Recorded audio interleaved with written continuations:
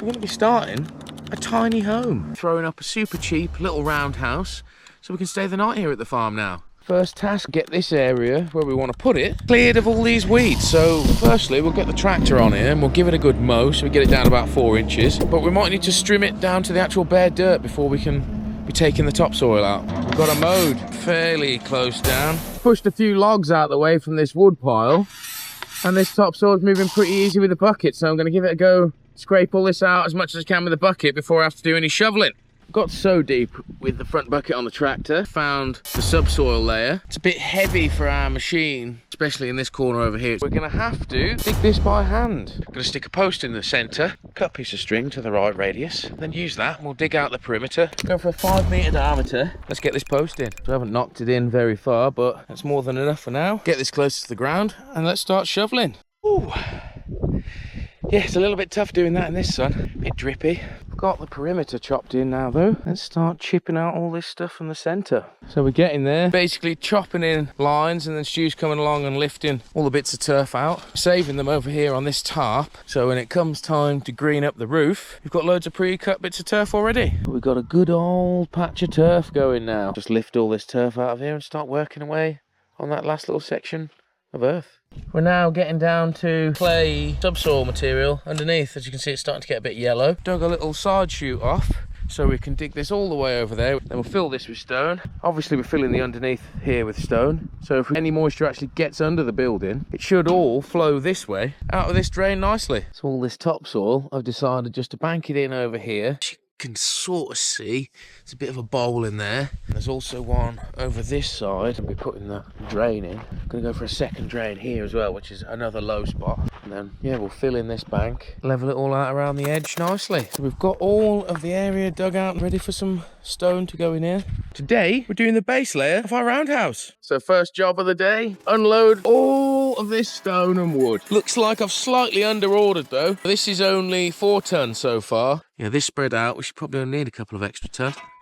Let's crack on though. 4 bags didn't do it anywhere near. So I think we need another 2 bags over this side, and then probably another 2 bags over here to get it all level with the top edge. Let's go put another order in for some road stone. 5 more bags involved. 9 so far, but I think we are going to have to get that last one. Just sort of leveled this bit out with my boots quickly. I'm just going to roughly get it flat with that middle piece over there. It shouldn't matter too much if I'm a little bit out here and there because of the circular nature of the building. It's only usually essential to get squares and stuff when you're building brick stuff and square stuff, because otherwise you end up being unsquare. But with a round building, shouldn't really have that problem. 9 bags, and it looks like we still need another 2 bags down this end. We'll just get the nice flat level piece here, and then I'll just start working my way around, building up a flat level all the way around the edge, using the stuff in the middle, and then we can fill the middle back in at a later date. That way we can crack on getting some bags in. No time to waste waiting for another delivery, so let's crack on and we'll get the edge level. I've just quickly tamped down a little flat spot there to start.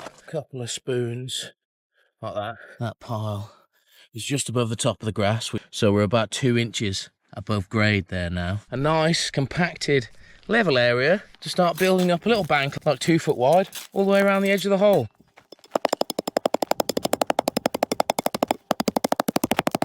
So that was a little bit of a task and a little bit more difficult as we don't have stone in the middle now, until we get the next delivery, that is. We've got a level compacted edge all the way around now for us to start putting a bag wall on. From about here onwards, we start dropping off on the hill, and then we've got about 6 inches difference down this bottom end. And this is after I've filled this end in a little bit already. Need to get some more soil up here as well, so we can get this all pretty much just to the top, and we'll be able to pack this nice and tight, put the bag wall on it without any of this sliding away. A few stacks of these, build up this edge right around here. Obviously massively underestimated how much stone we were going to need. Grass is in, supporting that side. Got a level all the way around now. So let's get some bags on the go. I'm just going to fill the first row of bags up with more of this stone out of the middle. That way we should have real good break between any moisture in the ground. So these are my bag fillers. Made them out of some offcuts of wire. Basically, stick the bag inside, hold it up nice and straight for you to fill the bag, and then flick it off. Slide it out. First bag of stone filled for the first layer. Get that end under there so it's not going to pop open when I'm doing any compressing. First bag in position. It's a bit of a sweaty one doing this. 31 degrees today here. First half of the first row in. It's time for me to go home. The missus is going to be already be mad. So I went and finished off the last ring of compacted stone bags, and I've given them all a whack down already. I've started bringing over some filled earth bags already. I'm picking out the larger ones, but sort of anything sort of golf ball sized or less I've been leaving in.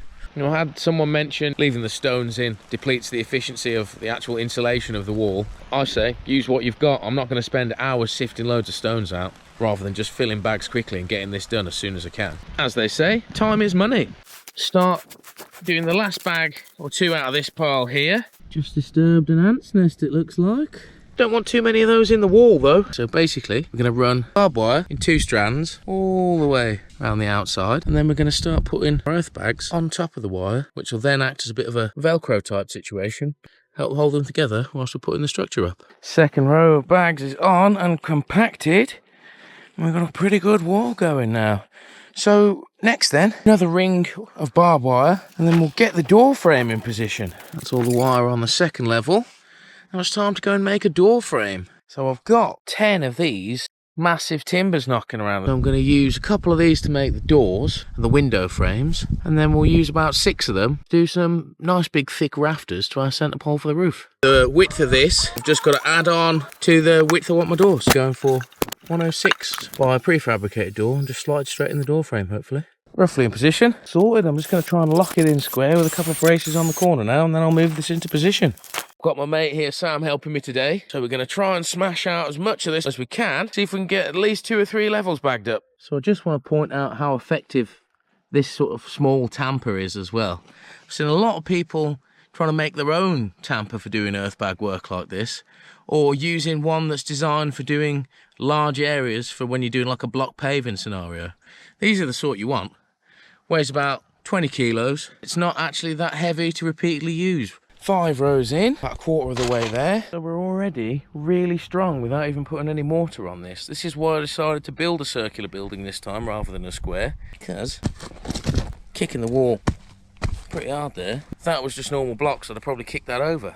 I'm liking the circular build. Best brick pattern as we can. All the bags are slightly different sizes, so it doesn't line up all the way around, but pretty good. That and the Velcro, pretty sturdy wall so far. Let's crack on. We'll put another layer of barbed wire on, get those corners in, and then one more layer, and then we can start doing some windows. These doors, I'm going to cut them down, so we've just got this big window, and we're going to make 2 windows out of this top section. Pretty solid timber. I'm going to leave the door handle on, so it always reminds me where these windows came from. I'm going to go for a window on either side, pointing east and west, and then I'm going to have a window on the north side as well. So I've got 8 of these big massive sleepers left. I'm going to have the bottom of the windows just a bit longer than the sides. Got to mark them all out, and then we'll get some cut. Build the first one, see how we get on. That's the 2 sides. Now we just measure up the top and bottom, get those cut, screw this together, see how it looks. So I've cut all this so it's super snug. There's literally like a mil on the top, a mil on the bottom. I'm going to set a block of wood on the edge so I can rest the other side of this 2 inches back from the edge, so I can have a little lip on the outside to be silicone sealing, making sure no water transgresses underneath this window and around the edges. And then that way it's going to leave me a nice windowsill on the inside edge too. To screw all these big timbers together, gone and got some of these bad boys. Massive decking screw type screws. Come up pretty good, I'd say. I don't know if you noticed, but I put those screws in at a bit of an angle so I can get them out from this side. Just going to put in a few more around this side at a bit of an angle into the wood. Lock this window in position now until I get some trim go around the outside and the inside. So with the basic design down, I'm just going to crack on with this next one. Got 1 window over there, 1 window over here, pretty much equally spaced. 4 and a bit bags from the door, so I'll be able to pretty much look in every direction. So the last window to get ready. Fingers crossed, not going to have to put anything extra wood-wise over the top of this. Doesn't look too shabby as a window, does it? Filled up a couple hundred bags. Get these in the wall over there on the roundhouse. It's a short enough distance just to be ferrying these over to the wall. So I'm going to ferry over a row at a time, and then I'll do each layer of barbed wire, have a little rest on the arms. As this isn't a very big room, it shouldn't actually require much to heat it. We're going to have a little log burner in here, which should do pretty nicely. And in the summertime, it should stay cooler because it's got a foot thick walls, and I'm probably going to have a foot or 2 of soil on top too. Got a few more layers on. Looking not too bad. We're almost halfway up the well, we're halfway up this window. Almost over the top of the circular window at the back. We're finally starting to render the outside of our roundhouse here. Filling in the gaps with the mortar material. So far on the bottom, just been flicking a bit in and then smooth it away like so. Pretty simple process in making this outside render material as well. Buy pre-bagged mixes, or you can do what I'm doing, taking some sharp sand and some concrete, mixing them together in a roughly 4:1 ratio to create that sort of mix we're putting around. You can see in the back there, we're just right now. Now it should be a fairly strong mix and it should lock all these bags together pretty nicely. We've got the first couple of layers done. For efficiency purposes, I'm just going to do blocks at a time. Now I'm going to go to the row below window level. So I've got 5 more rows to do all the way around. But yeah, I'm just going to do a block section of all 5 rows and then move my way around, I think. Should be nice and quick that way. When we did this to the well house, this made the structure ridiculously strong straight away. We shouldn't get any wobble at all, even though we'll be 8-9 feet in the air by the time the bags get up to the final layer. I'm just going to throw in the step as well whilst I'm here, and also start the little ring of bricks that I'm going to put around the bottom edge. I'm not going to bother taking out any of this topsoil. I'm just going to build straight on top of it. I'm going to let this base layer of bricks dry out. Place a big rock in the middle. Hopefully this is all dry by tomorrow morning, because we have the last delivery of roadstone we're going to need, last few bags to fill this up to floor level properly. We're on the home stretch filling these earthbag walls. Bosh, got pretty much all of the bags to finish it done already. Bashing away at the subsoil layer, getting it all nice and loose, and then filling bags. We've got loads of bags filled. Time to continue using our little loader here and bring the rest up. I need to be up on the ladders to actually be doing anything on the wall. All right then. She's getting there, big time now. 2.5 more rows to go. Let's get in the tractor, get the rest of the bags up here. Just adding in these bits of metal now. So then this way, we can have a nice anchored in piece of metal to tie the little wood sill we're gonna have around here to the actual structure. 600 sandbags later, we have an 8-foot sandbag wall. Next task is just tamp down this top layer a bit. Then I'm gonna cut a load of pieces of wood, similar size to this, to net a little wood sill all the way around the top edge, which I'll be able to sort of level out with little stones, little bricks, ready for a layer of mortar. Used a little bit of stone material under this corner to get it level. We've got a nice level sill all the way around the top now. Don't forget to give it a like and a comment. Let me know how you think the build's coming along so far. Today we're continuing on with our mortaring all the way up to the top of the wall. Windows are done, doors done, so she's coming along pretty thick and fast now. We've got all of the first bit of the bags filled in with this mortar all on the outside. Today we're turning this old tree into the centre post for the castle. First things first then, get a strap around this, get it over the bucket, tow this back up to where we can work on it. Right then, got her up here. So first thing, get this up on some blocks and we'll start stripping this bark back, see what we're working with. Pretty much all the bark off now. Just got a little bit of the paper bark left. We've got almost a foot square platform. We'll cut some grooves in here so we can just slot the roof beams straight into the centre post.